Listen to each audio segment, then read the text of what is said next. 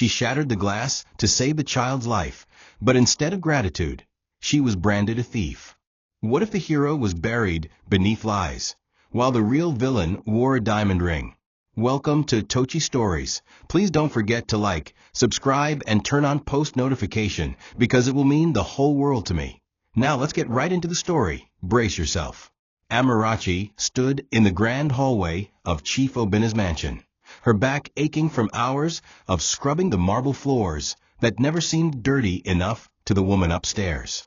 At only 22, her hands were rough with scars, and her feet bore the silent testimony of a girl who had walked through fire barefoot and lived to keep walking. Each morning, she woke before the sun, praying quietly to a God she wasn't even sure still listened, then threw herself into the duties of the day, washing, ironing, sweeping, fetching, smiling when necessary, and disappearing when not.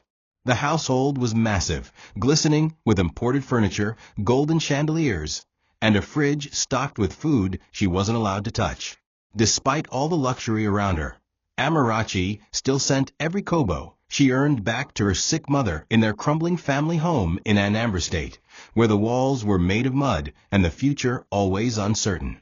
She shared her quarters with Nkechi, another maid slightly older than her, who had worked in the mansion for 5 years and had grown accustomed to swallowing insults like breakfast. The two girls leaned on each other like broken pillars holding up a collapsing roof. They rarely had time to talk in daylight, but in the quiet hours of night, after serving, cleaning, and enduring, they whispered stories of hope, of men who had once promised to marry them, of families they missed, and of freedom they barely believed in. Amarachi never complained much, not even when her salary was delayed or when Vanessa flung insults at her for dust she couldn't see. Her silence wasn't weakness, it was survival. She knew girls like her didn't get second chances in this world. One mistake and everything would fall apart. So she stayed quiet, obedient, invisible. But even in her invisibility, pain found her. Vanessa, the billionaire's glamorous, entitled fiancée, loathed Amarachi's very presence. She called her bush girl, laughed at her accent, and often accused her of eavesdropping when Amarachi was merely sweeping. Once, she poured Amarachi's hot water down the drain simply because she didn't like the way she looked at her. Vanessa made sure everyone knew who was boss when Obina wasn't home. And Obina, always busy, always traveling, never noticed. To him, the staff were background noise in his world of deals and decisions. Amarachi longed for the day anyone would see her, not as a maid, not as a peasant, but as a person. She had no idea her day of being noticed was coming soon, but not in the way she dreamed.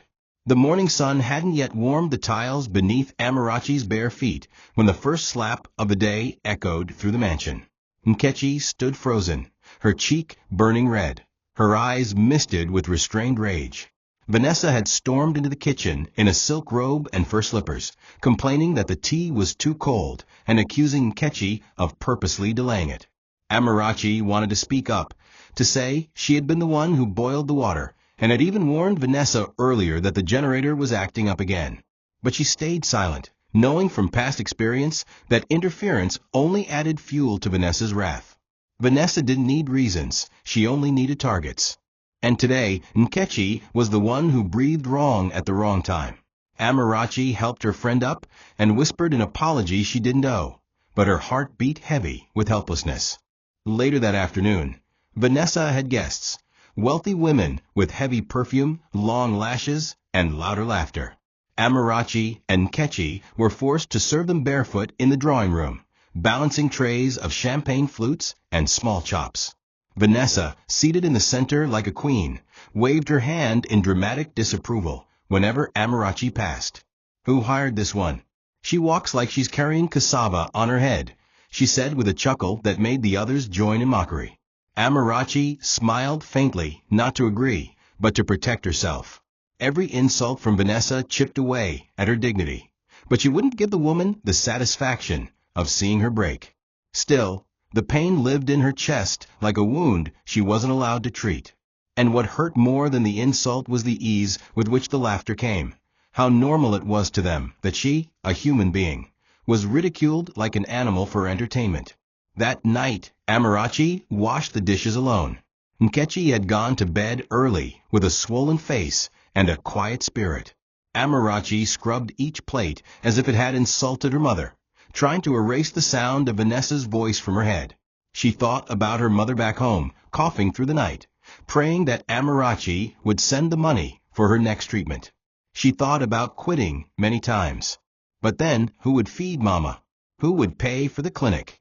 And so she stayed, endured, hid her bruises beneath her scarf and her sorrow beneath her smile. But a storm was coming, one that would throw everything she had worked to protect into chaos. And it would begin with a forgotten child and a shattered window. Chimdi, Chief Obina's 6-year-old son, was the only soul in that mansion who made Amarachi feel human.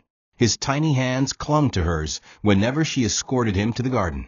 He'd laugh when she made faces, chase her around with toy cars, and sneak extra biscuits into her apron pocket when he thought no one was looking.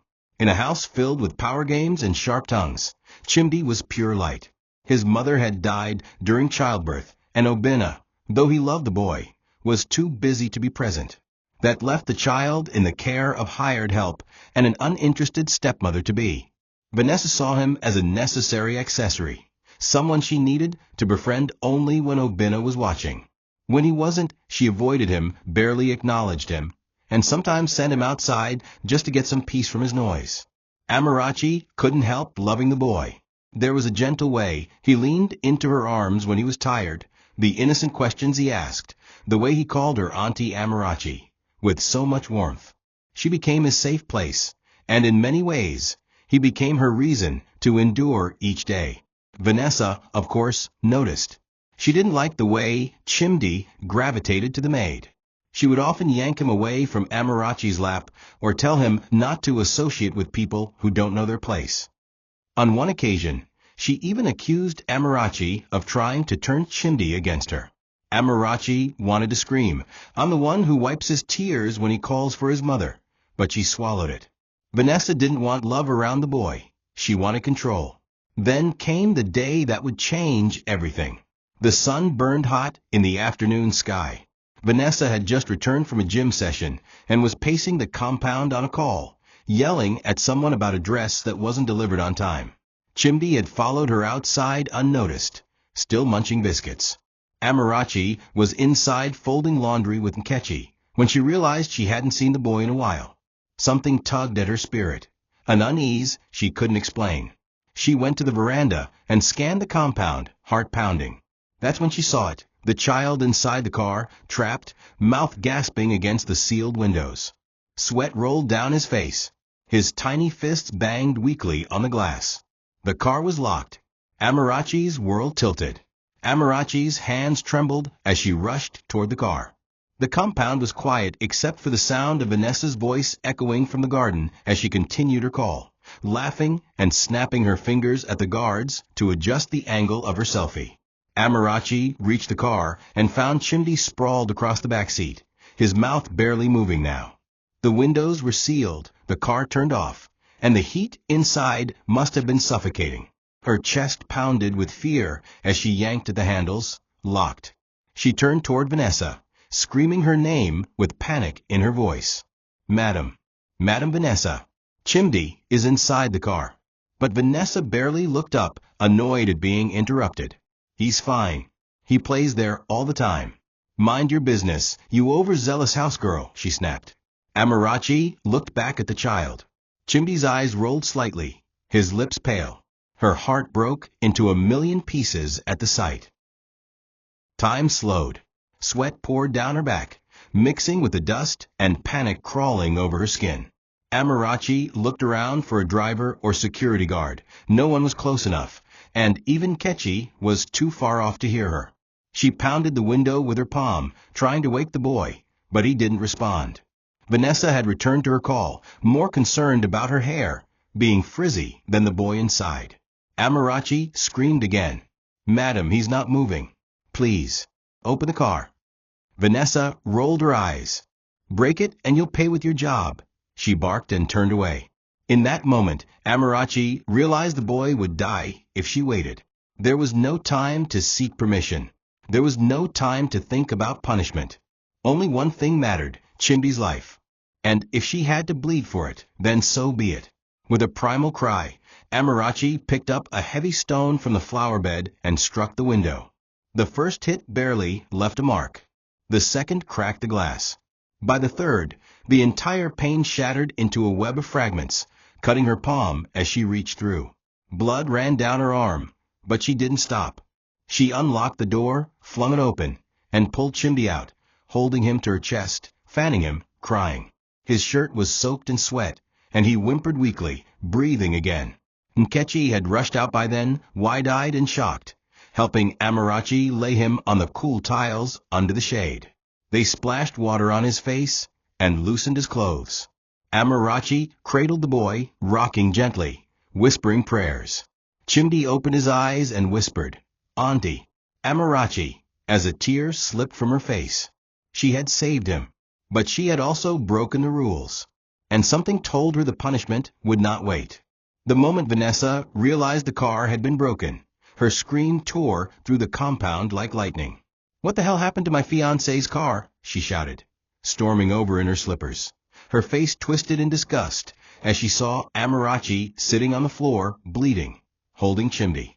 She snatched the child away roughly, making him cry out in pain. "What were you doing with him?" she barked. Nkechi tried to explain, voice trembling, but Vanessa shoved her aside. "You animals! You broke the glass? Do you know how much this car costs? You've destroyed it." Her voice was loud enough to summon the guards and the head of staff. Amarachi tried to explain between gasps. He was trapped. "I begged you," he couldn't breathe. But Vanessa was unmoved. She sneered. "What nonsense! You were looking for an opportunity to ruin this family. Who told you to touch the car?" A crowd began to gather, including a few neighbors who had heard the commotion. Vanessa grabbed her phone and called Obinna immediately, her voice turning soft, pitiful, almost tearful. "Baby, you won't believe what happened. Your maid broke your car window. She claimed our son was in danger, but he's fine. I don't even know what she was thinking. She acted wild, like she was possessed or something. Please come back. It's bad." She hung up and turned back to Amarachi. "You will pay for this. Watch me," she whispered coldly. Blood still dripped from Amarachi's hand, but no one offered help. Even the guards looked away, afraid of getting caught in Vanessa's fury. Amarachi looked around, dizzy with pain and disbelief. Had no one seen the truth? Didn't they hear her cry for help? But everyone acted as if she had committed a crime. Hours passed before Chief Obinna arrived in a black SUV, his eyes flaming with rage the moment he stepped out and saw the shattered window of his beloved Mercedes. "What happened here?" he demanded. Vanessa rushed forward, putting on the show of her life, clinging to him, weeping. "That girl, Amarachi, she broke your car. I tried to stop her, but she wouldn't listen. She claimed Chimi was in trouble, but look at him. He's fine now." Obinna turned to Amarachi, his eyes cold. "Did you touch my car?" Amarachi stood trembling, blood-stained rag wrapped around her hand. "Sir, Chimi was trapped. He couldn't breathe. I begged her. I had no choice." But Obinna wasn't listening. His voice was low, dangerous. "You disobeyed orders, damaged my property, and endangered my son. I trusted you." Amarachi opened her mouth to speak, but no words came. Only silence. And in that silence, she knew Vanessa's lie had won. Obinna paced the sitting room like a lion caged in fury. His favorite car, a limited edition vehicle he had imported from Europe, now stood in the compound with one side looking like a crime scene. Vanessa sat curled on the couch, pressing a warm towel to her eyes to complete the illusion of distress. "Baby, I was so scared," she murmured. Amarachi didn't even ask for help.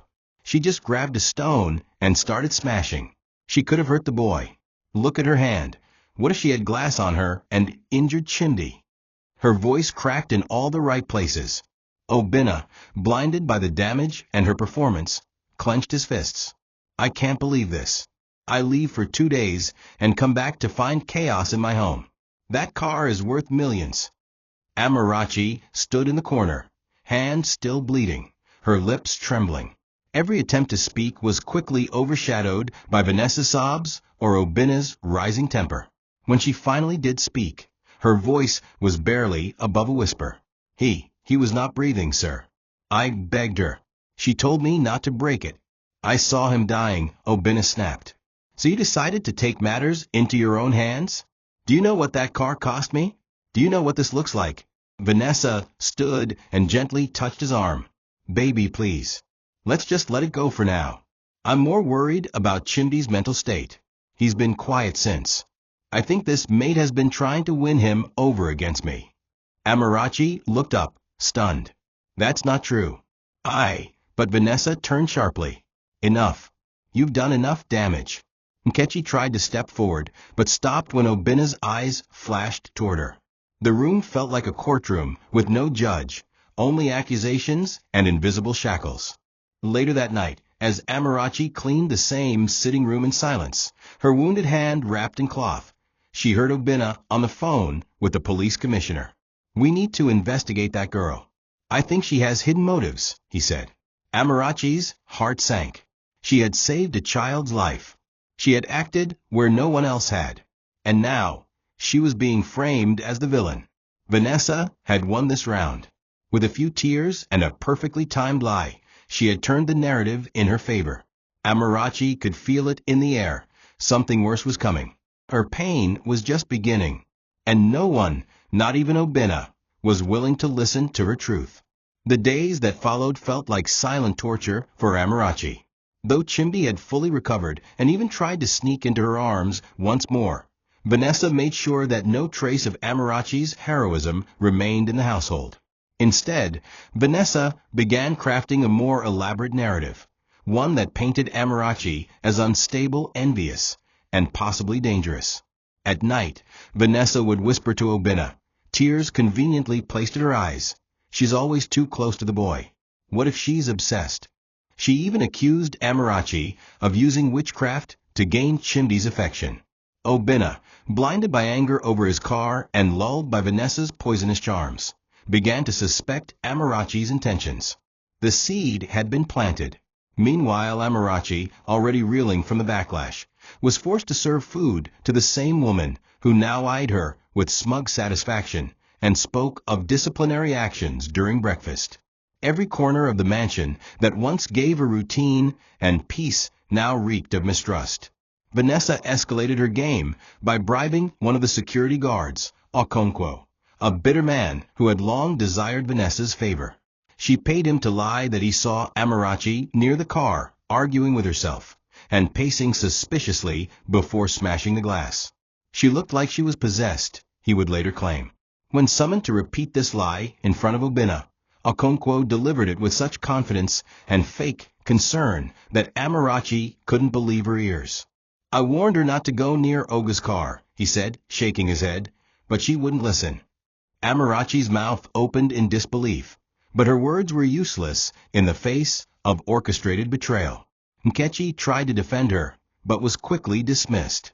Vanessa had made it clear that anyone who stood with Amarachi would lose their job, and so silence grew around her like a wall.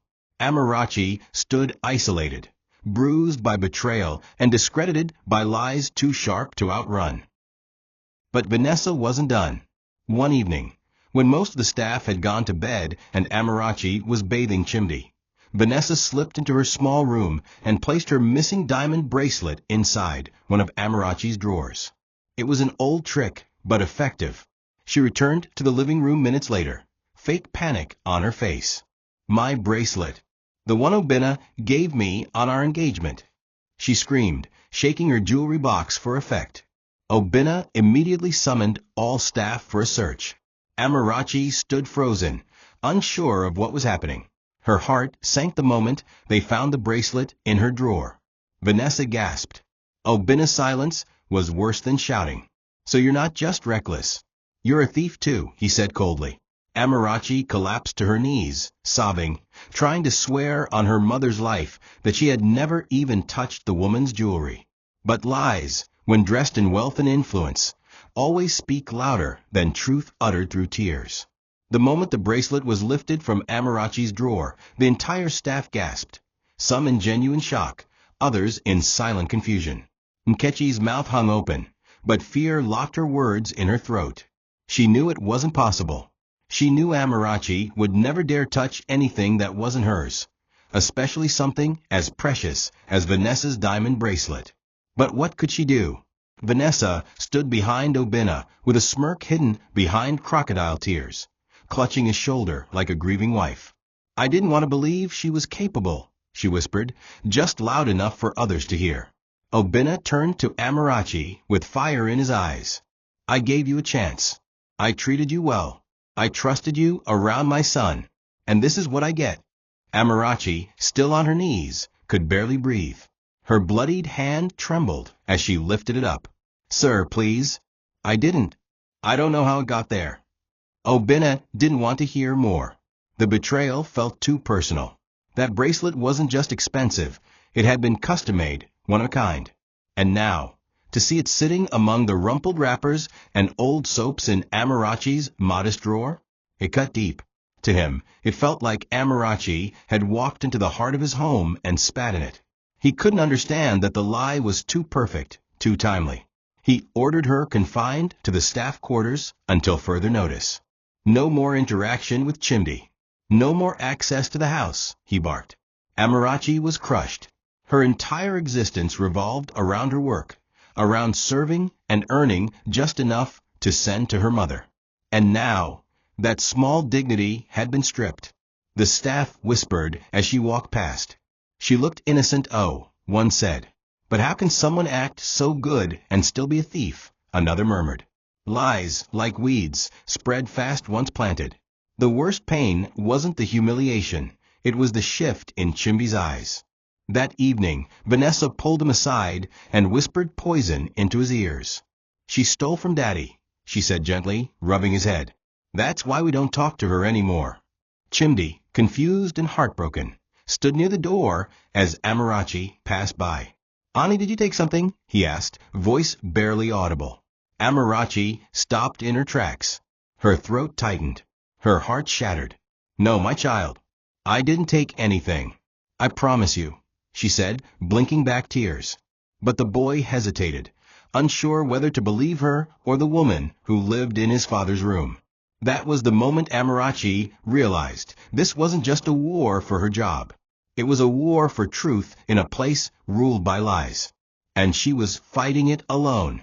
Despite the growing mountain of accusations, Amarachi was still made to work. Vanessa insisted she remain on active duty while the investigation into the missing jewelry continued. But it wasn't justice they were waiting for. It was more chances to humiliate her. Amarachi's bandaged hand throbbed as she scrubbed floors, lifted trays, and cleaned bathrooms under Vanessa's watchful eye.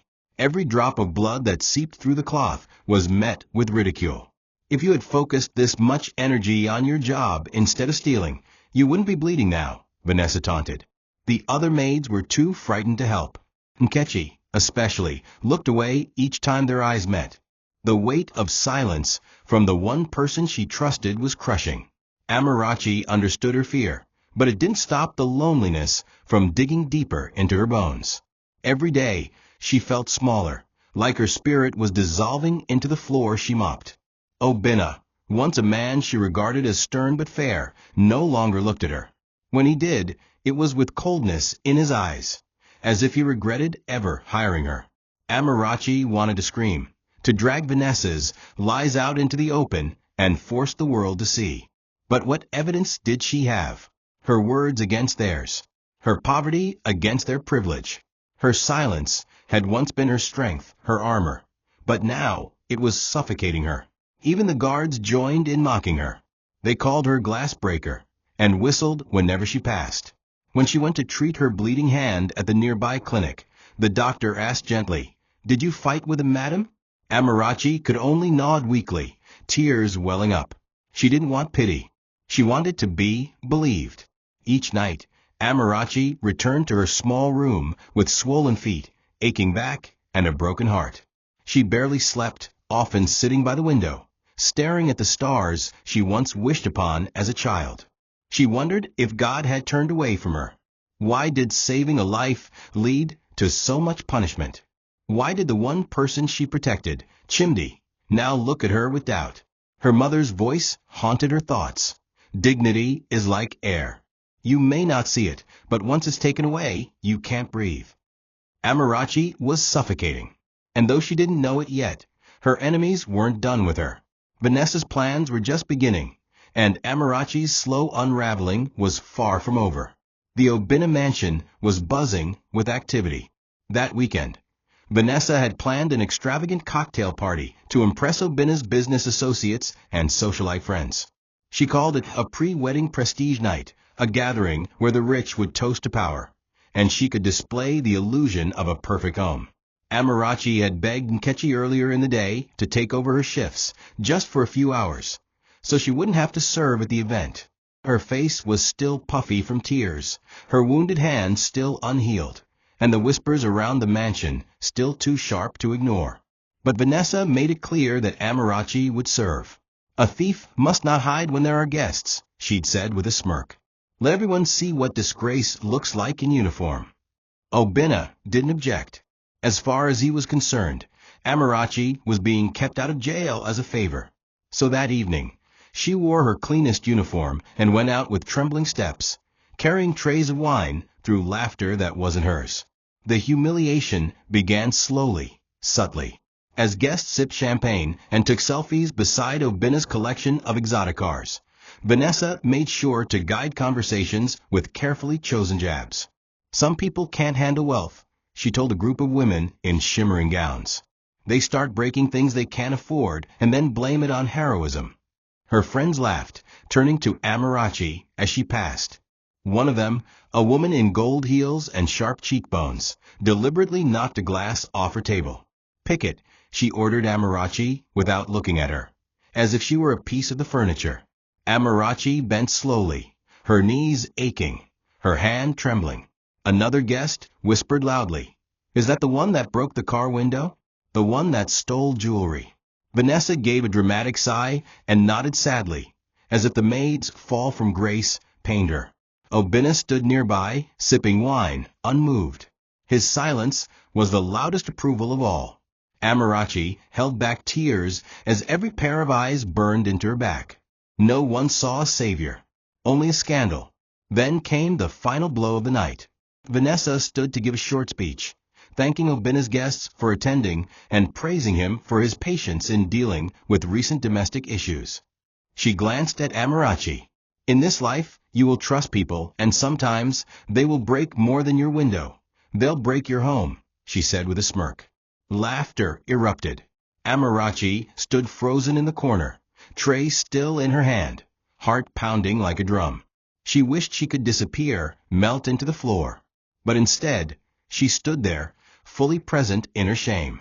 Chimdi, seated beside his father, looked between Vanessa and Amarachi, confusion painting his young face. For a second, their eyes met, Amarachi's and the boys', and she silently pleaded, "Remember me. Remember what I did for you." But he looked away. The pain sliced deeper than anything Vanessa could ever say. In the days following the party, Amarachi's world grew smaller. She was no longer allowed to enter the main house. Vanessa had ordered that she only clean the back quarters and compound. She hadn't seen Chimdi since the event, though his voice echoed through the mansion when he played or cried. Amarachi missed him terribly, not because she needed his comfort, but because he was the only soul in that house who once loved her freely. But Vanessa wasn't done. She had begun feeding the boy lies, carefully planting seeds of fear and suspicion in his tender heart. "Auntie Amarachi is not your friend," she told him one morning as she helped him dress. "She broke your daddy's car and almost got you hurt, and then she tried to steal from me. That's why we had to send her away." Chimdi furrowed his brows. "But she saved me," he whispered. Vanessa knelt and looked him in the eye. "Sweetheart, she made it look that way. Some people pretend to be good just so they can get things." That lie took root, and it confused the boy. Children remember kindness, but they are also vulnerable to the influence of those they depend on.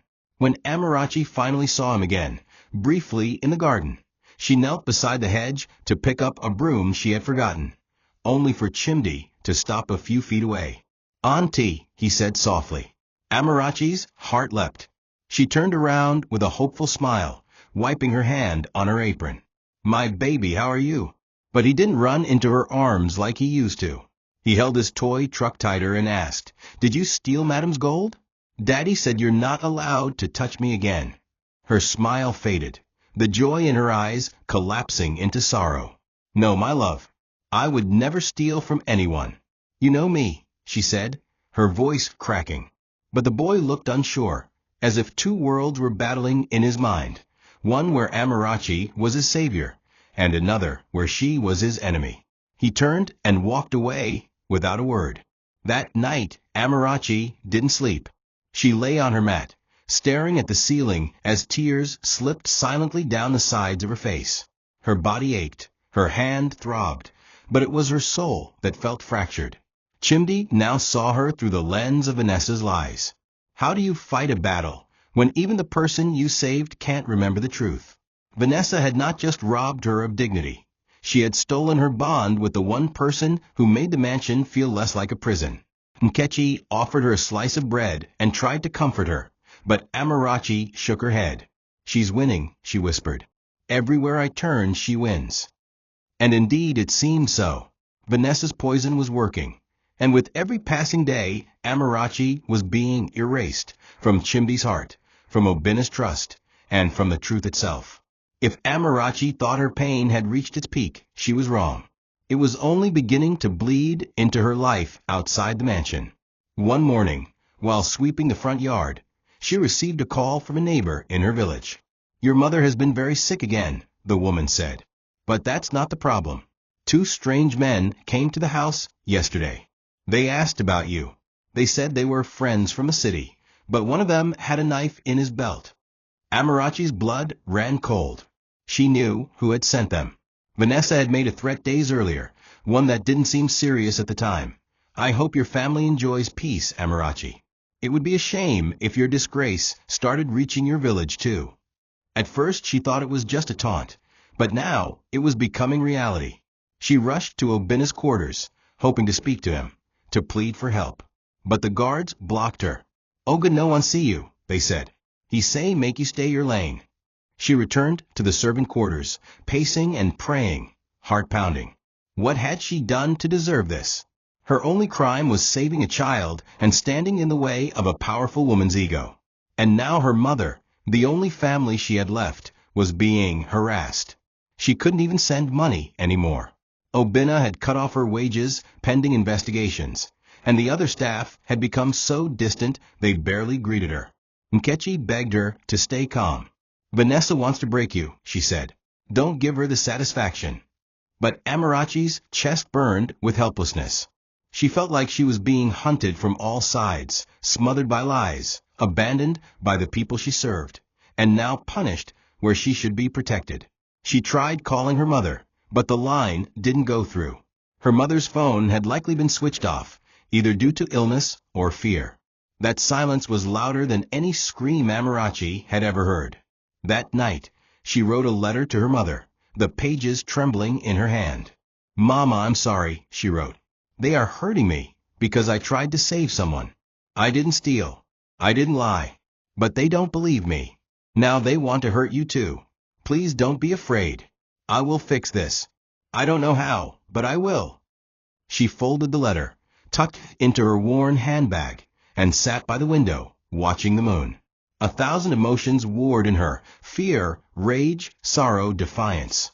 But beneath it all, something stirred. A quiet voice whispering, "You will not break." Amarachi didn't know when justice would come. She didn't know how much more she could take. But something had changed. The pain had reached her roots. And from that pain, something stronger was beginning to grow. The mansion was unusually quiet that morning, but Amarachi's heart beat with thunder. She had barely slept, her mind haunted by the news from her village, and the boy who now looked at her like a stranger. As she carried a bucket to clean the compound tiles, the head guard approached her coldly. "Oga wants to see you in the lounge. Don't keep him waiting," he said. Amarachi's legs trembled. She wiped her hands quickly and made her way into the house, feeling as though each step toward Obina's presence was a descent into something dark and irreversible. When she entered, Obina sat with his arms crossed and eyes sharper than knives. Vanessa stood behind him, arms folded, fake concern smeared across her face like cheap perfume. The air was tight. "So," Obina began, his voice low but loaded with judgment. "Now I hear you're trying to paint yourself as the victim." Amarachi swallowed hard, her voice barely a whisper. "Sir, I only wanted to speak. My mother is being threatened." "I believe, madam." Obina slammed his palm against the table. "Shut up. Do not accuse my fiancée in my house again." His outburst echoed through the room like thunder, and Amarachi's body stiffened.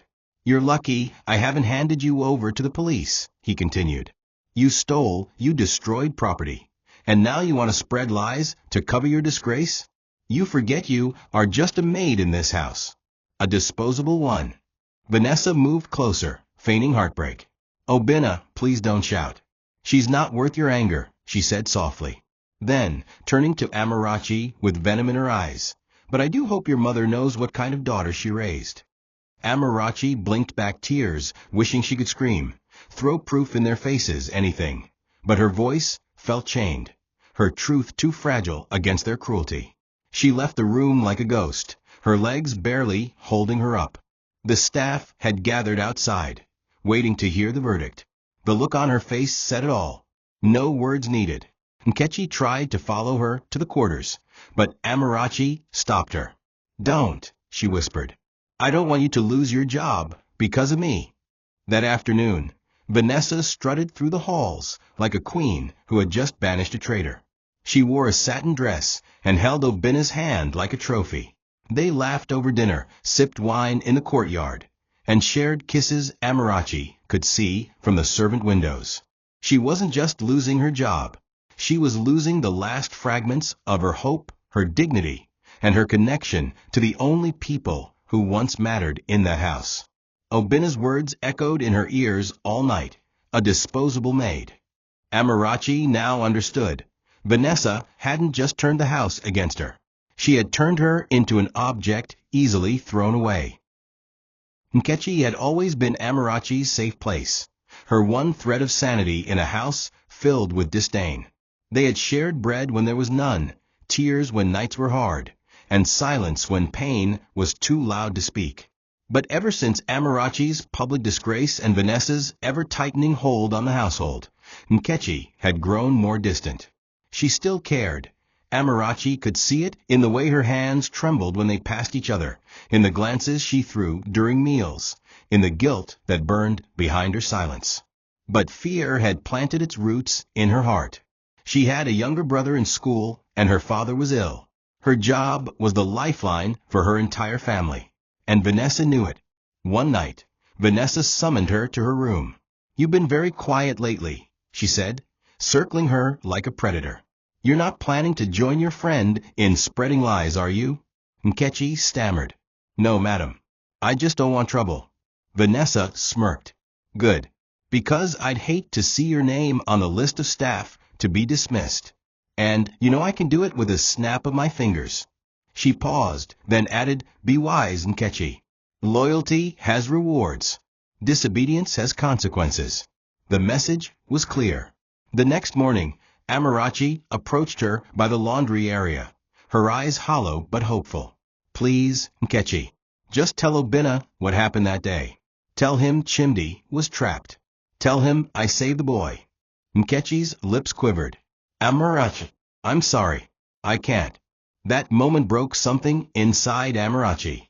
She didn't blame her friend, not fully. She understood what fear could do, but it still hurt. More than any wound, more than Obina's words. Being abandoned by the only one who knew the truth, who had seen it with her own eyes, felt like death without a funeral. From that day, the distance between them grew. Nkechi avoided her gaze, kept her conversation shallow, and focused only on survival. Amarachi worked beside her in silence, feeling like a ghost haunting the corridors of her former life. She no longer asked for help. She no longer tried to defend herself. There was nothing left to say. Vanessa had succeeded in turning even truth into silence. Amarachi's heart bled quietly as she watched Nkechi laugh with other maids, knowing the girl was dying inside with guilt. And somewhere deep inside her, Amarachi made a vow. If no one would speak the truth for her, she would one day speak it herself. Not with words, but with proof, with justice, with the kind of truth that couldn't be erased by wealth or fear. One afternoon, just as the rain began to fall and the compound turned slick with mud, Vanessa emerged from Obina's bedroom with a glowing smile and something clutched in her hand. It was a pregnancy test stick. Positive, she announced triumphantly to the maids nearby. I'm having Obina's baby. The announcement swept through the house like fire. Obina's joy knew no bounds. He kissed Vanessa in the open, ordered champagne, and declared that no one would stress his fiancée anymore. She needs peace and rest, he said sternly, especially with a child on the way. Amarachi stood in the corner of the kitchen, her heart sinking. She knew Vanessa's game. She could feel the lie in her bones.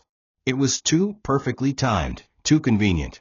After all, the mansion had begun to whisper. Some guests from the party had questioned Vanessa's treatment of the maid. Obina had started looking uneasy. But now, with a baby on the way, Vanessa had cemented her place beyond suspicion. She played the role with award-winning conviction. She wore oversized gowns, feigned morning sickness, and took long rests in the master bedroom while the house buzzed with joy. Obina hired private chefs to prepare her meals. Staff were instructed not to bother her unless absolutely necessary. And Amarachi? She became even more invisible. She cleaned while Vanessa napped. She worked double shifts while Vanessa paraded her baby bump. She endured jabs from other maids who whispered she wanted to steal Madam's man, but Madam gave him a child instead. Amarachi could say nothing. She had no proof Vanessa was lying. But the weight of the injustice threatened to suffocate her. Even Chimi was forbidden from playing too loudly. You'll stress the baby, Vanessa would say, patting her belly like a crown. Every time she touched her stomach, Amarachi burned with helpless fury. What no one knew was that Vanessa had no intention of keeping up the lie for long. She was already working on a fake ultrasound printout and had paid a nurse in a small clinic to confirm a pregnancy that didn't exist.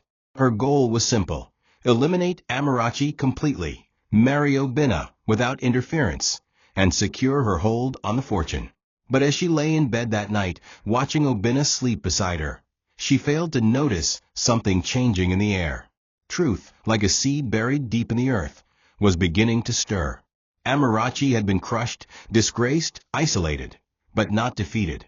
Vanessa had created a storm, but storms always leave behind broken branches, and sometimes those branches are sharp enough to cut. Amarachi's pain had matured, and her silence was no longer fear. It was preparation. Amarachi's body could no longer keep pace with the torment her soul had carried for weeks. One morning, as the sun rose faintly behind the gray skies, she collapsed in the backyard while washing Obina's muddy shoes. Her hands, still partially bandaged from the glass wounds, trembled violently as she tried to stand. But her knees gave out and her vision blurred. Nkechi was the first to see her fall. She rushed over, heart pounding, calling her name repeatedly. Amarachi was burning with fever. Her lips were dry, her breathing shallow, her skin pale and clammy. A few of the younger staff helped carry her into the servant quarters, where she lay curled on a thin mattress, eyes shut, whispering things no one could understand. I didn't steal, she mumbled. I saved him. Her words haunted those who heard them. But the house continued without pause. Vanessa had ordered that she not be moved into the main building. We can't have her disease affecting the baby, she declared. Nkechi stood over Amarachi that night, watching her struggle to breathe, her lips occasionally twisting into silent cries. She brought a wet towel to cool her forehead and used her own money to buy medicine from a roadside chemist. It wasn't enough. Amarachi needed a hospital, but no one was willing to step forward, and Obina had long washed his hands off her fate. Let her go, Vanessa said when the issue came up. People like her are always looking for pity. She just wants to avoid punishment.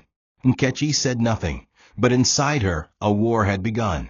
She remembered the way Amarachi had once given her half her savings to send to her sick father. She remembered how Amarachi had protected her from Vanessa's wrath when she accidentally spilled tea on a guest gown.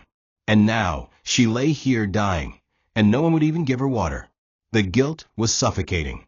Nkechi felt like she was watching her own soul decay in front of her, and it was wearing Amarachi's face. For Amarachi, drifting in and out of fevered dreams, memories and reality began to blur. She saw her mother's face, frail and coughing, calling out to her from their village compound. She saw Chimdi locked in the car, eyes begging for help. She saw Obinna shouting at her, and Vanessa laughing behind him. She tried to speak, but her throat felt filled with broken glass. Her dreams turned darker, shadows chasing her, fires burning her hands, voices accusing her. Yet in those darkest moments, a flicker of light appeared. A child's voice calling out, "Auntie Amarachi." I remember now. It was soft, like wind. In her fevered state, she held onto that voice like a lifeline, not knowing that outside the room, far from her pain, the real Chimdi was beginning to question everything he had been told. And it would change everything. Chimdi sat on the edge of his bed, hugging his teddy bear, while Vanessa hummed softly and arranged baby clothes into drawers. Her pregnancy lie had become a full-blown performance, complete with a faux ultrasound and prenatal pills that she never actually took. But Chimdi wasn't smiling. Something inside him had begun to shift. He hadn't seen Amarachi in days. His young heart missed her, even if his brain had been filled with confusion. The questions nagged him. Why was she no longer allowed near him? Why did no one talk about what happened that day in the car? He remembered the heat, the burning air, the panic, and her face, breaking through glass to save him. And then he remembered something else, Vanessa laughing on the phone while he screamed. She had told him not to cry, told him he was just playing pretend. But Amarachi hadn't pretended. She had bled. She had saved him. And suddenly he knew the truth. That evening, during dinner, Obinna sat with Vanessa at the table while she ranted about the wedding photographer and how she couldn't find the right shade of gold for her reception dress. Chimdi entered quietly and stood near his father. Obinna looked up and smiled, distracted. "Yes, my boy." "What is it?" Chimdi hesitated, then looked at Vanessa, then back at his father. "Daddy, I want Auntie Amarachi back." The room fell silent. Vanessa froze. Obinna raised an eyebrow. "Why?" he asked. The boy swallowed. "Because she saved me. That day. I remember now. I was crying. And hot. And she broke the glass. You were not here. But she saved me. Not Madam." Vanessa slammed her fork down. "What nonsense is this? Who has been feeding him lies?" Obinna's expression shifted from amused to intrigued. "Are you sure, Chimdi?" The boy nodded vigorously. "Yes, Daddy. She saved me. Madam said I was lying, but I was not." The table was quiet for a long moment. Vanessa tried to recover. "He's just confused. Children." But Obinna raised his hand. His face had darkened. For the first time in weeks, a crack of doubt began to form. He remembered Amarachi's bruised hands, her trembling voice, her pleas. And now his son, the very child at the center of the storm, was saying what Amarachi had tried to say all along. The air felt different now. Vanessa's confidence faltered for a split second, though she quickly masked it. "I'll talk to him," she said sweetly, reaching for Chimdi's hand. But the boy pulled away and ran to his room. Obinna sat in thought for the rest of the meal. He didn't speak another word. But in his silence, something dangerous was awakening, a hunger for truth. And Vanessa, for the first time, felt the chill of losing control. Nkechi hadn't planned to speak. She had buried the truth so deep within herself that she was convinced silence would protect her. But as she watched Amarachi deteriorate day after day, skin paling, breath shortening, lips cracked from dehydration, something inside her broke. She couldn't keep watching the only friend she had in that mansion die, because she was too afraid. That evening, she went to the kitchen, washed her trembling hands, and walked up to the main house. She stood at the entrance for several minutes before asking a guard to call Obinna. "Tell him it's urgent. Tell him it's about the maid," she said. Minutes later, she was led into his study. He sat behind the desk, his face tired and conflicted. Vanessa was away for a spa appointment, giving Nkechi her only window of freedom. "Speak," Obinna said, his voice guarded. And she did. Nkechi told him everything. From the moment Chimi was locked in the car, to Amarachi's desperate screams, to the moment she smashed the glass with bleeding hands. She told him how Vanessa ignored the boy's cries, how Amarachi begged for permission before acting. Then she told him about the bracelet, how she believed it was planted, how Vanessa threatened to fire her and hurt her family if she defended Amarachi. Her voice cracked as she spoke, the weight of weeks' worth of guilt pouring out. Obinna sat still, absorbing the revelation. "Why didn't you say this earlier?" he asked, his tone heavy. Nkechi dropped to her knees. "Because I was scared. But now she's dying. Sir, she doesn't deserve what you've done to her. She didn't deserve any of it." Obinna didn't respond for a long time. When he finally spoke, it was with a deep, haunted voice. "Where is she now?" That night, for the first time in weeks, Obinna walked into the servant quarters. The staff parted like water. He saw Amarachi lying on a mat, barely conscious, her skin hot to the touch, her lips moving but forming no words. Her wound had reopened. Her eyes fluttered faintly, not even registering his presence. His chest tightened with a feeling he hadn't allowed himself to feel. Shame. The guards called for his driver. "Take her to the hospital," he ordered. "Now." And as she was lifted into the car, wrapped in a blanket Nkechi had given her, a strange silence filled the compound. A storm was beginning to turn in a new direction. Truth, once buried, was clawing its way to the surface. And Vanessa's web, woven with lies, was starting to unravel, thread by thread. The news of Amarachi's sudden hospitalization swept through the mansion like wildfire. For many staff, it stirred guilt they had buried. For Obinna, it cracked open the shell of lies he had unknowingly lived in. The doctors confirmed that she was suffering from severe infection, malnourishment, and trauma-induced fever. If she had come in any later, she might have slipped into a coma, the attending physician had said gravely. That night, Obinna sat beside her hospital bed, watching her fragile body rise and fall with each breath. Her hand, still wrapped in a fresh bandage, rested near her heart, and her face, once vibrant, was pale and sunken. He replayed every moment in his mind, her cries, her injuries, her silence, and Chimi's trembling voice the night before. His chest tightened as realization hit. Amarachi had been telling the truth all along, and he had not only failed her, he had helped destroy her.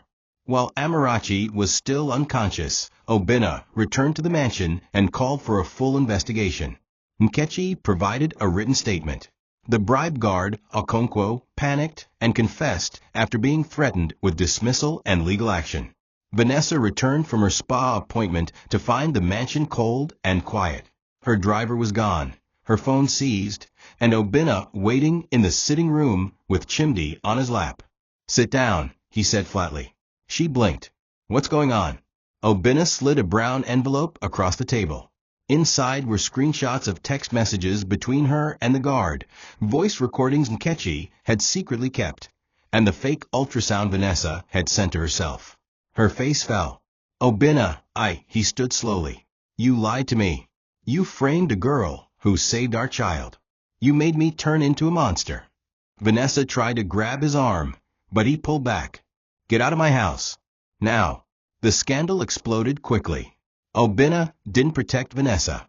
He publicly announced the engagement was off, and security escorted her out with her belongings that same night.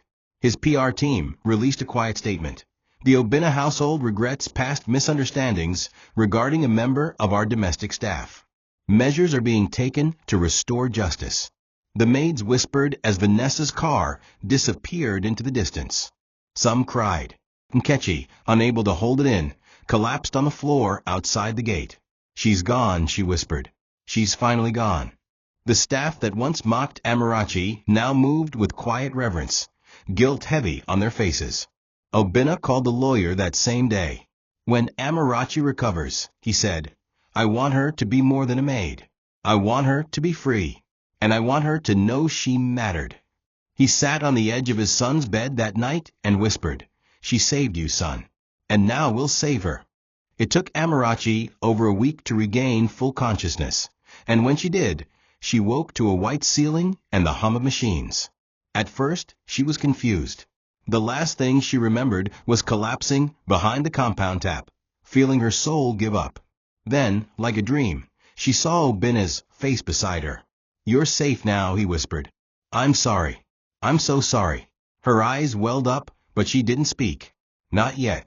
The pain had numbed her voice for too long. Nkechi came in with fresh flowers and fell to her knees. Please forgive me, she sobbed. Amarachi reached out and gently held her hand. You were afraid. I was too. For the first time in weeks, peace began to pour into her chest like healing water.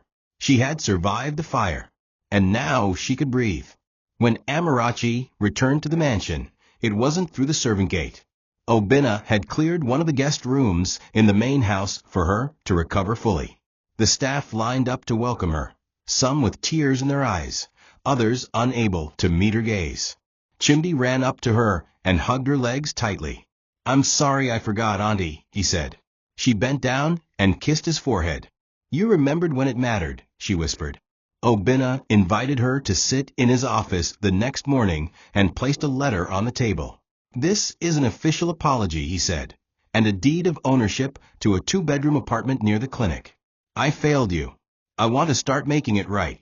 Amarachi stared at the document, stunned. You don't have to accept it now, he added. But you should know, you're no longer a maid in this house. Not to me. Not to anyone. Weeks later, Amarachi stood in her new apartment, sunlight pouring through clean windows. Her mother was on her way to visit for the first time. Nkechi had taken a new job and visited every weekend. Obinna checked in often, always with Chimi by his side. And though he offered friendship and forgiveness, Amarachi took her time to heal. Her wounds were deep, not just physical, but spiritual. But she smiled more now. She slept without nightmares. She walked with her shoulders higher. Vanessa was gone, her lies turned into dust, her name forgotten in Obinna's future. And Amarachi? She had emerged from the fire not as a victim, but as proof that dignity, when held tightly enough, can outlive any betrayal. Justice had come, not through courts or revenge, but through truth, endurance, and a heart that refused to be buried. Thank you for watching this video. What did you learn from this story? Drop it in the comments. Please make sure you like, comment, and subscribe to my YouTube channel TOCHI Stories for more.